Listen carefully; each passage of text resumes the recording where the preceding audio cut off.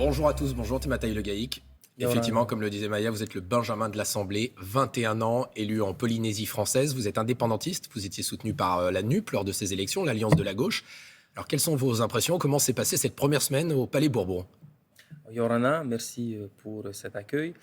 Oui, ça s'est bien passé. D'abord, c'était les formalités administratives. On a voté la présidente de l'Assemblée nationale qui a fait un court passage au ministère des Outre-mer. On en parlera. Comme quoi, c'est une trompe de lancement pour l'échelle nationale. Euh, Sinon, ça s'est bien passé. Ça s'est bien passé. Qu'est-ce qui vous a le plus marqué? Cette semaine, c'est la fausse polémique sur notre habit culturel. C'est-à-dire? C'est-à-dire qu'on nous dit que bon, Madame Marine Le Pen ne vient pas en tongs et en paré à l'Assemblée nationale. Moi, je pense qu'il faut respecter les cultures de chacun, de part et d'autre. Vous avez été ciblé là-dessus au sein de l'Assemblée nationale? Oui, oui, pas certains mots bon, qui est un non-sujet, c'est un non-débat. Mais c'est un costume qui est culturel et qui répond aux us et coutumes des cultures océaniennes qui sont respectées par les institutions océaniennes. Euh, Maintenant, je pense qu'elles doivent être respectées par la République. Qu'est-ce qui vous a le plus surpris, peut-être, dans le fonctionnement de l'Assemblée nationale que vous avez découvert cette semaine? Ce qui m'a surpris, c'est la charge de l'institution. C'est-à-dire?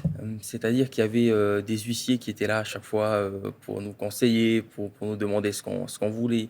Euh, on est chouchouté, on va dire ça comme ça. Et moi, j'ai pas l'habitude.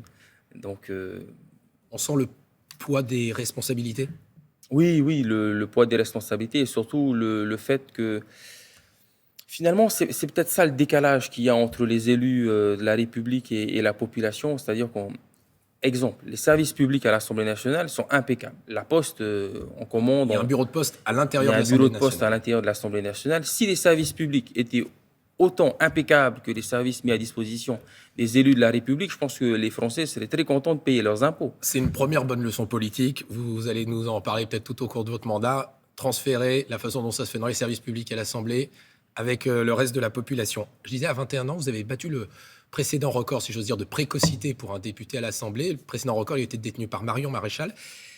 Est-ce qu'on ressent une responsabilité particulière à l'égard de la jeunesse ou on est un député comme les autres? On est un député comme les autres. Ma responsabilité, c'était d'être secrétaire lors des votes pour cette semaine, Pour mais l'élection notamment de la pour présidence? l'élection notamment de la présidente de l'Assemblée nationale. Mais là où je suis le plus content, c'est que même si je suis le plus jeune, on est quand même beaucoup de jeunes à être à l'Assemblée nationale. On est deux de 21 ans, il y en a qui ont 23 ans, 25 ans, 26 ans, 27 ans. Et là où je suis content, où nous sommes contents, c'est qu'il y ait beaucoup de jeunes qui soient engagés.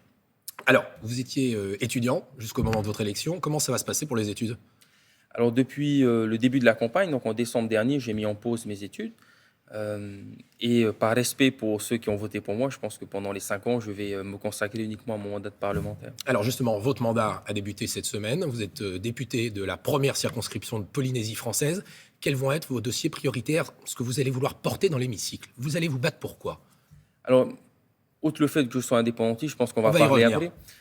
Il y a trois dossiers importants. Le premier, c'est la proposition de loi sur le nucléaire qui avait déjà été proposée par mon collègue Moïta Broderson en juin dernier. Parce qu'effectivement, j'en rappelle, jusqu'à la fin, une partie du mandat de Jacques Chirac, des essais nucléaires ont été faits en Polynésie française, à Mururoa. C'est ça, de 1966 jusqu'à 1996. Qu'est-ce que vous demandez aujourd'hui?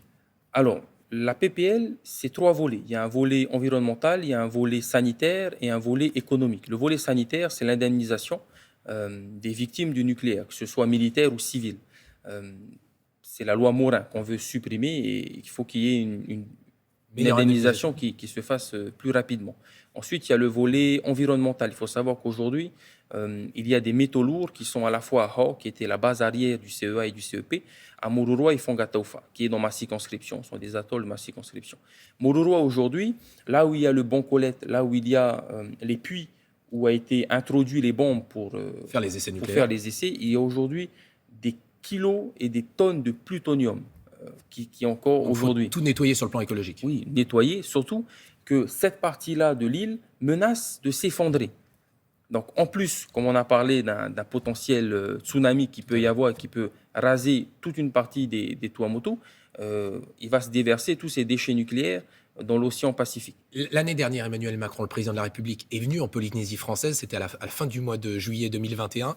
Il a reconnu, je sais, une dette de la France à l'égard de la Polynésie française, mais il n'a pas fait d'excuses. Est-ce que c'était suffisant? Qu'est-ce que vous attendez de lui? Écoutez, une dette, heureusement que le président accepte que la France a une dette envers la Polynésie. Et c'est d'ailleurs le troisième volet, c'est le volet économique, puisque nous avons une caisse de sécurité sociale en Polynésie qui est pour les Polynésiens. Et cette compétence qui a été octroyée à la Polynésie date de 1977. Mais Emmanuel Macron, on le voit ici en Polynésie l'été dernier, c'est un bon président pour la Polynésie française ou pas? C'est un président qui n'a pas fait grand-chose pour la Polynésie et pour la France, hein, de toute façon. Mais si on revient, parce que c'est important, au sujet du nucléaire, il y a à la CPS une dette que la France a de 100 milliards et que vous voulez, francs. effectivement, qu'elle soit payée par la France, oui, parce que, et reprise par cette dette. Juste pour en revenir, vous en parliez il y a un instant, vous dites que ce n'est pas un bon président pour la France et pour la Polynésie française. On voit que vous vous situez dans l'opposition, vous êtes indépendantiste, vous avez été soutenu par la NUP, vous êtes rattaché au groupe communiste à l'Assemblée nationale.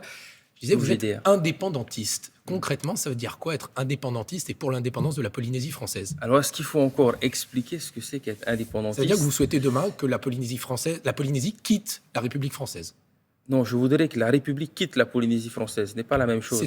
C'est-à-dire que le peuple maori, le peuple polynésien, est une civilisation de 3000 ans d'existence.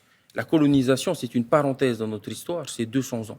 Nous, ce qu'on demande, c'est que la République sorte de ce cadre colonial et qu'on puisse avoir des discussions d'État à État, égal à égal, de respect mutuel.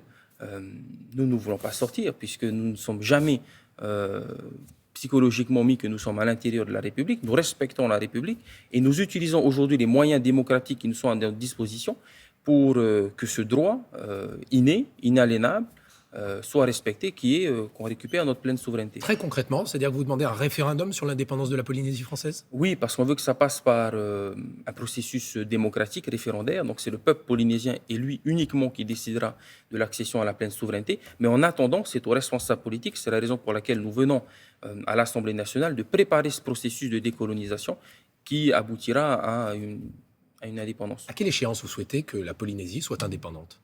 Le plus rapidement possible, mais le plus important, c'est que l'État vienne à la table des discussions, parce que depuis 2013, nous sommes inscrits sur la liste des territoires non autonomes à décoloniser des Nations Unies. Depuis 2013, on demande à l'État de commencer ce processus. L'État a toujours boudé les Polynésiens, et aujourd'hui, nous demandons, parce que 3 indépendantistes sur les 3 circonscriptions Absolument. ont été élus. Donc je pense que si l'État accepte ce qui sort des urnes, accepte de venir discuter avec nous. Aujourd'hui, la Polynésie française a déjà une autonomie extrêmement forte. Vous avez un président, un gouvernement, une assemblée également. Qu'est-ce que ça changerait concrètement d'être indépendant? On l'a vu pendant la crise sanitaire. Notre président de la Polynésie, qui est élu par le peuple polynésien, était le traducteur en langue tahitienne des décisions du haut-commissaire et du ministre de l'Outre-mer. Donc c'est uniquement, on le sait très bien, on le voit en Guadeloupe, lorsque les Guadeloupéens demandent de l'aide parce qu'il y a un problème d'eau, qu'est-ce qu'on leur dit? On vous donne l'autonomie. Non, c'est uniquement un moyen d'apaiser les tensions et les volontés d'émancipation des différents peuples colonisés. Nous, ce qu'on nous demande, c'est les pleins pouvoirs. Jamais, à la France, on va dire, on vous donne un petit peu de pouvoir, on vous donne un président, mais le reste des décisions, c'est nous qui les prenons. L'indépendance, ça veut dire demain assurer ce qu'on appelle les fonctions régaliennes, la police, la justice, l'armée. La Polynésie a les moyens d'assurer cela comme compétence? Vous savez, un budget, quand on met, c'est comme une bouteille, on met de l'eau. Un budget, ça n'aime pas les trous. Aujourd'hui, on ne donne pas la possibilité à la Polynésie de mettre en place les éléments nécessaires pour avoir un budget suffisant pour prendre en main ses compétences. Donc, c'est la raison pour laquelle on demande un processus, une transition, pour que la Polynésie assume ses compétences. Question courte, réponse courte. Temata Le Gaïc, un nouveau ou une nouvelle ministre de l'Outre-mer va effectivement être nommée, puisque Yael Braun-Pivet a quitté le ministère où elle est restée de façon éphémère pour devenir présidente de l'Assemblée nationale. C'est quoi le bon profil? C'est quoi un bon ministre des Outre-mer? C'est un ministre qui pense que l'Outre-mer, le ministère, ce n'est pas juste un remerciement. Ce n'est pas une rampe de lancement pour un autre ministère ou pour un autre poste important à l'échelle nationale et qui considère au moins les Outre-mer. Voilà. Mais parce qu'on n'a pas parlé d'autres sujets Mais importants. vous allez revenir. Oui, mais je voulais dire qu'il y a la transition énergétique, je voulais dire qu'il y a la précarité étudiante, qu'il y a le transfert on fait des reportages compétences sur les sur la filières Polynésie professionnelles. française, sur France Télévisions. On travaille bien sûr avec Polynésie Première, mais vous reviendrez au Quai de Vérité. Là, il faut que je rende la main à Maya et à Damien. Merci, À très merci bientôt. beaucoup.